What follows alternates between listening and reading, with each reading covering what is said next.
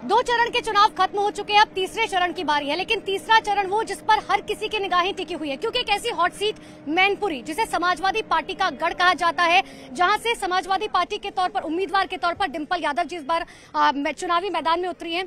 डिंपल यादव जी, सबसे पहले ये बताइए कि आखिर अपनी जीत को लेकर कितनी आश्वस्त है?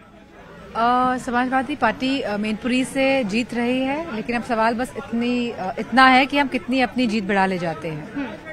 क्योंकि आपने जिस तरीके से प्रधानमंत्री नरेंद्र मोदी ने मंगलसूत्र को लेकर बयान दिया था, उस पर आपने पलटवार किया। अब उस पर सीएम योगी आदित्यनाथ ने आपके लिए जो है एक जवाब दिया, जिसमें उन्होंने कहा है कि कार सेवकों की पत्नियों के मंगलसूत्र का हिसाब समाजवादी पार्टी कब देगी? मैं समझती हूँ जो मणिपुर में जो घटना हुई थी, जहाँ इतनी महिलाओं के साथ जो जघन्य अपराध हुए थे और न जाने कितने लोग मरे, तो जब ये सरकार रिस्पॉन्सिबिलिटी यानी कि जिम्मेदारी लेने को तैयार ही नहीं है, तो आप इनसे क्या उम्मीद करेंगे इस सरकार से?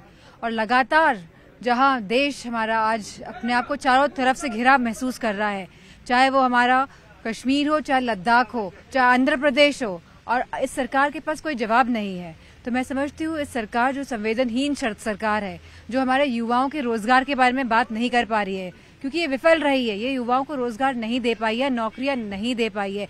कहीं ना कहीं जहां हम देख रहे हैं आज हमारा किसान, आप दिल्ली को छावनी में तब्दील कर देंगे, क्योंकि किसान आ रहा है और चाहता है कि एमएसपी मिल जाए उसको। तो मैं समझती हूँ इतनी निर्दयी सरकार आज तक पूरे भारत के इतिहास में, जब से भारत आजाद हुआ है, नहीं देखी गई है।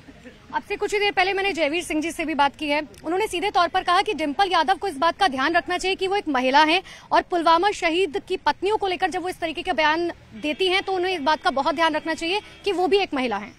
उनको ये बात समझनी होगी कि जो वो महिलाएं हैं, जो शहीद की महिलाएं हैं, उनका दर्द मैं समझ सकती हूँ, क्योंकि मेरे पिताजी खुद फौज में रहे हैं, मेरी बहनें खुद फौज में सर्व कर चुकी हैं। तो वो ज्ञान ना दें, और जो धरातल में जो उनके काम है उस पर अगर ज्यादा ध्यान देंगे तो बहुत अच्छा रहेगा। लेकिन उन्होंने तो ये भी कह दिया अभी मुझसे बात करते हुए कि मुलायम सिंह यादव की दाह की जो आग थी वो ठंडी भी नहीं पड़ी थी, और इतनी देर में उपचुनाव के नतीजे आ गए।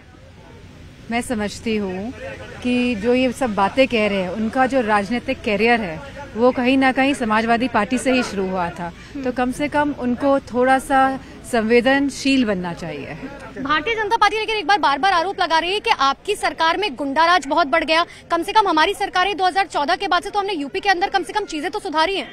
मैं समझती हूँ ये सरकार ऐसी सरकार है जिसने आजादी के बाद जो लोकतंत्र और कहीं ना कहीं संविधान को भी खत्म करने जा रही है, क्योंकि ये नौकरियां बच्चों को नहीं दे पा रहे हैं, क्योंकि ये हर वर्ग के लोगों को उन्होंने नाखुश कर दिया है, और हर समाज के लोगों को, और ये दबाव की राजनीति का प्रकोप पूरे प्रदेश में फैला रहे हैं। तो मैं समझती हूँ आज सभी समाज सामने इनके खड़े इनको नजर आ रहे हैं, तभी ये इतनी बहकी बातें करके मुद्दों से लोगों को हटाना चाह रहे हैं। मेरे आखिरी दो छोटे बहुत सवाल, INDIA का पीएम पद का चेहरा कौन होगा डिंपल जी? वो चेहरा होना चाहिए जो परफॉर्मेंस कर सके, जो देश को आगे लेके जाए, जो हमारे युवाओं को नौकरी दे सके, जो एमएसपी दे सके, और जो हमारी महिलाओं को सुरक्षा दे सके। फेस का नहीं, हमें परफॉर्मेंस पे बिलीव करना है, क्योंकि मौजूदा 10 साल जो निकले हैं, मैं समझती हूँ आज देश में जो परिस्थितियां हैं उसका कोई आकलन नहीं किया जा सकता है कि कितना लोग परेशान हैं, कितना लोग आज हम अपने आप को मायूस पा रहे हैं। कितनी सीटों का अनुमान आप लोग लेकर चल रहे हैं INDIA कुल मिलाकर?